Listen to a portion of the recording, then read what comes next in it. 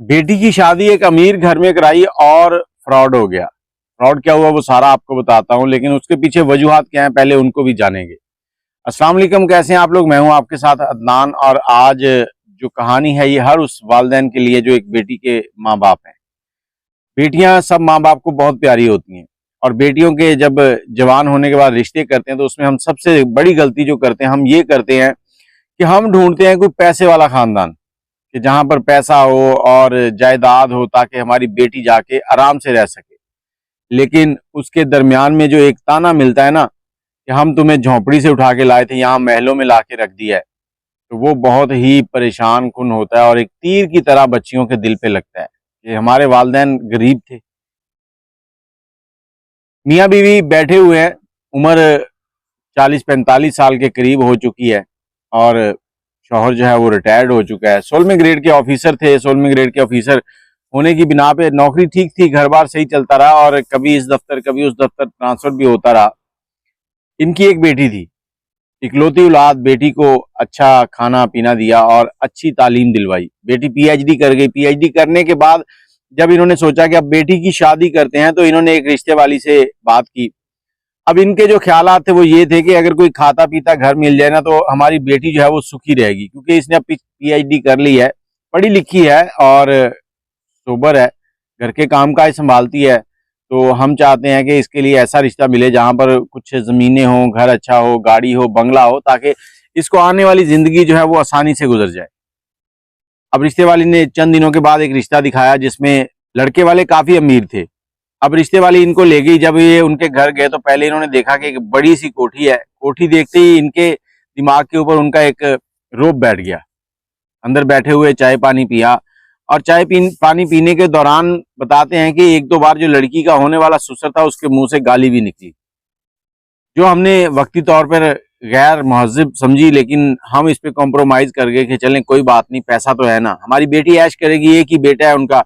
अब लड़का जो था वो खूबसूरत था और लड़की का हम उम्र था। मामलात हुए, उसके बाद शादी हो गई, रुखसती हो गई। रुखसती होने के बाद बेटी उनके घर पे थी, लेकिन मामलात कुछ अच्छे नहीं थे। बेटी कई बार आके बताती कि अम्मी वो बोलने में और इस तरह के मामलात हैं जो मुनासिब नहीं है, मुझे अच्छा नहीं लगता। और पहली बार हमारे ऊपर बम तब गिरा जब 6 महीने के बाद बेटी ने घर आके बताया कि हमने वो कोठी जो है वो खाली कर दी है, क्योंकि वो कोठी किराए की थी और वो सिर्फ और सिर्फ इन्होंने शादी करने के लिए रेंट पे ली थी। अब हम लोग एक दूसरे इलाके में किराए का घर ले चुके हैं, उधर रहेंगे। माँ बाप ने बर्दाश्त किया और इग्नोर कर दिया। उन्होंने कहा चलो बेटा कोई बात नहीं, जिंदगी में जो होगा बेहतर होगा। अब अगला बम जो है वो 1 साल के बाद गिरा, और ये उससे भी ज्यादा बड़ा था। जब पता चला कि जो लड़के के पास कार थी वो रेंट पे ली हुई थी, और उसका पूरा 1 साल का किराया जो है वो जमा हो चुका था, जो कि लड़के के ससुर ने अदा किया। अब लड़के के ससुर ने कार का किराया अदा किया, और अब जो लड़के का ससुर है अपनी जो पेंशन या इस तरह के जो मामला थे जो उसके पास जमा पूंजी थी, उसके साथ लड़के को कारोबार करवा के देना चाह रहा है।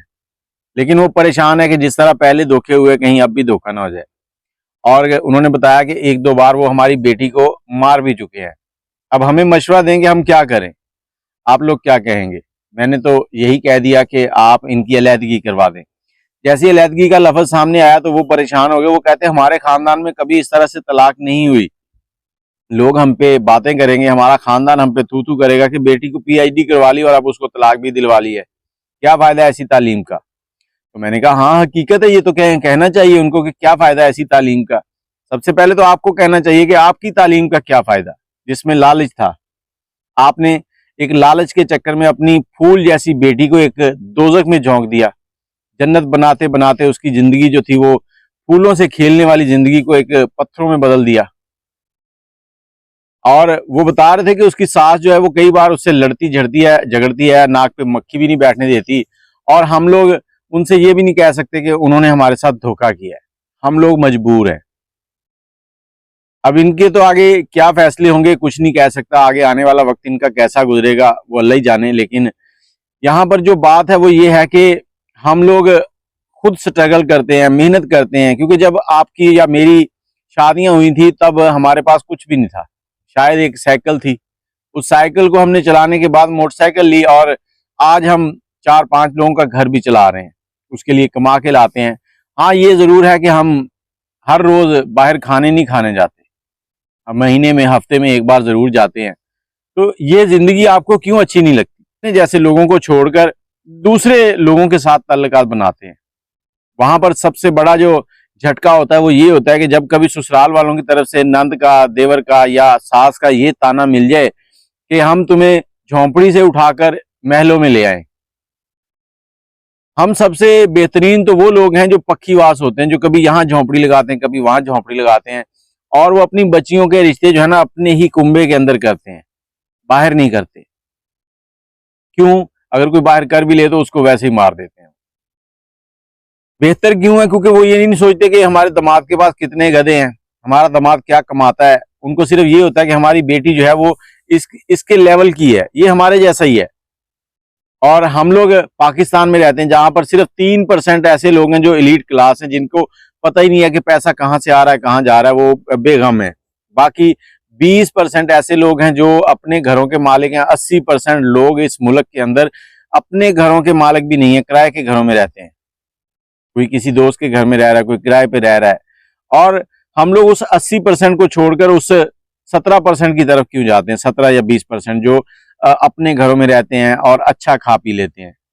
जब हम अपने जैसे लोगों को छोड़कर इन लोगों के साथ जाके ताल्लुकात बनाते हैं, मे भी कुछ लोगों को अच्छे रिश्ते मिल भी जाते हो, मतलब जरूरी नहीं कि हर किसी के साथ धोखा होता हो, लेकिन अगर किसी को अच्छा रिश्ता भी मिल जाता है तो उन खानदानों के अंदर की जाके जो कबाते हैं वो अगर आप सुने तो आप हैरान हो जाएंगे। तो जरूरी नहीं है कि अगर आपको कोई खाता पीता नजर आ रहा है तो उसके अंदर इच्छाइयां भी होंगी। हाँ, एक गरीब शख्स आपकी बेटी को 2 वक्त की रोटी देगा, उसको खुश रखेगा और आपकी इज्जत करेगा। हाँ, जब वो आगे बढ़ेगा, स्ट्रगल करेगा तो एक टाइम आएगा, पहले वो मोटरसाइकिल लेगा, फिर गाड़ी लेगा, फिर आगे बंगला भी ले लेगा। लेकिन ये आपके और आपकी बेटी के रवैये के ऊपर है। आपने अपनी बेटी को क्या तरबियत दी है और वो अपने शौहर के साथ मिलकर कितनी स्ट्रगल कर सकती है। कोशिश करें कि बेटियों को ऐसी जगह ब्याहें जहां पर उनको 2 वक्त की रोटी और इज्जत मिल सके, ना कि ऐसी जगह जहां पर उनको 4 टाइम के ताने और 2 टाइम की रोटी भी मुश्किल से मिले और आखिर में आपके साथ भी कहीं फ्रॉड ही ना हो जाए। और ये तकरीबन 40-50% लोग जो है ना रिश्ते करते हैं, उनके साथ ये फ्रॉड हो रहे हैं। किसी की दुल्हन सोना लेके भाग जाती है तो किसी का दुल्हा जो है वो सब कुछ बेच बाच के खा जाता है। अब इस लड़की के ससुराल वालों ने उसका जो भी जेवर वगैरह उसको डाला गया था वो 1 साल के अंदर अंदर बेच के खा गए हैं। अब वो परेशान है कि इसको काम करवा दें तो कहीं ये काम भी बेच के ना खा जाए। अफसोस, वालदैन बजाय इसके कि ये सोचेंगे अल्लाह पाक सब कुछ बेहतर करेगा, दामाद जो है वो सुलझा हुआ हो, तालीम वाला हो और इखलाक वाला हो, ये ढूंढने की बजाय हम लोग सिर्फ पैसे वाला दामाद ढूंढ रहे हैं। और पैसे वाले दामाद के जो कारनामे होते हैं वो फिर यही होते हैं कि वो अपने ससुराल वालों से मिलना जुलना गवारा नहीं करता। और क्योंकि उसका लेवल और आपका लेवल में फ़र्क होता है, उसके स्टैंडर्ड में आपके स्टैंडर्ड में फ़र्क है, उठने बैठने में फ़र्क है। आपको उनके घर जाते हुए शर्म महसूस होगी, आप बेटी से मिलने से शर्म महसूस करेंगे। और जो बच्चे, बेटी के बच्चे होंगे, वो उनको नाने और मामे बड़े प्यारे होते हैं, लेकिन जब आप उनके स्टैंडर्ड के मुताबिक नहीं होंगे तो फिर ये मामला भी ख़राब हो जाएंगे, उनसे उनका बचपन जो है वो ख़राब हो जाएगा। अल्लाह पाक हर बेटी के नसीब अच्छे करे, लेकिन वालिदैन से गुजारिश है कि इस तरह के काम करने से गुरेज करें जिसमें आपका लालच हो।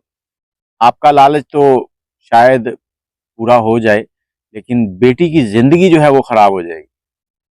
अल्लाह हाफ़िज़।